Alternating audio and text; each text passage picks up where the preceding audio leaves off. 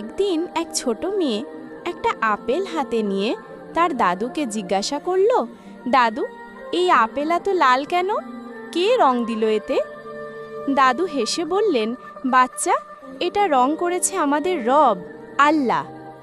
মেয়ে অবাক হয়ে আবার বলল, আল্লাহ রং করলেন, কিন্তু উনি তো দেখে আমাদের সামনে নেই। দাদু তখন হাত ধরে নিয়ে গেলেন গাছের নিচে, বললেন, দেখো, এই গাছটা বড় হয়েছে কোথা থেকে? একটা ছোট বীজ থেকে। বৃষ্টি পড়ল, রোদ লাগলো, সময় গেল, কিন্তু কেউ একে জোর করে বড় করেনি। আল্লাহর হুকুমেই গাছ দাঁড়িয়ে গেল। মেয়ে কিছুক্ষণ চুপ, তারপর হঠাৎ বলল, তাহলে আমি যখন আপেল খাই, সেটা শুধু খাবার না, ওটা আল্লাহর দেওয়া উপহার, তাই তো? দাদু চোখে জল নিয়ে বললেন, হ্যাঁ মা, প্রতিটা ফল, প্রতিটা রং সবই আল্লাহর কুদরতের নিদর্শন।